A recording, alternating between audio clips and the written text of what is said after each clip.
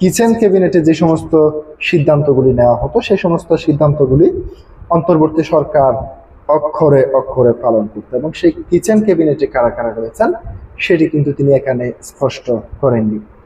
তিনি দাবি করেছেন, আমি 3বার পদত্যাগ করতে চেয়েছিলাম, কিন্তু শেষ পর্যন্ত তা করা হলো না। অন্তর্বর্তীকালীন সরকারের মুখের দিকে চেয়ে, অর্থাৎ ইউনূসের মুখের দিকে চেয়ে তিনি পদত্যাগ করেননি।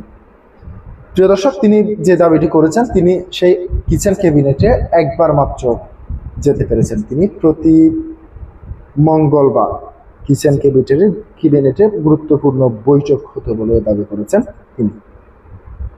প্রিয় দর্শক, কি বলেছেন তিনি আমি দৈনিক ইত্তেফাক থেকে আপনাদের সামনে পুরোপুরি তুলে ধরছি।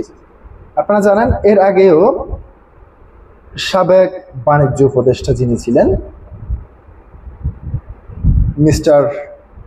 সাবেক নির্বাচন কমিশনার সাখাওয়াত হোসেন, তিনিও একটি পর্যায়ে দাবি করেছিলেন প্রত্যেকটি সরকারের একটি কিচেন ক্যাবিনেট থাকে, সেই কিচেন ক্যাবিনেটে কি সিদ্ধান্ত হয় সেটি আমি জানিনি, কারণ আমি কিচেন ক্যাবিনেটে ছিলাম না, এই ধরনের বক্তব্য তিনি দিয়েছেন। প্রিয় দর্শক, 8 সদস্য বিশিষ্ট কিচেন ক্যাবিনেট, সেই কিচেন ক্যাবিনেটে কারা কারা থাকতেন এবং অন্তর্বর্তীকালীন সরকারের সময় যে যুক্তরাষ্ট্রের সঙ্গে যে বাণিজ্য চুক্তিটি হয়েছে সেই বাণিজ্য চুক্তিটি কিভাবে হলো এবং সেখানে তার কোনো পররাষ্ট্র মন্ত্রী হিসেবে তার কোনো সম্পৃক্ততা ছিল কিনা সে বিষয়টি নিয়েও তিনি স্পষ্ট করেছেন।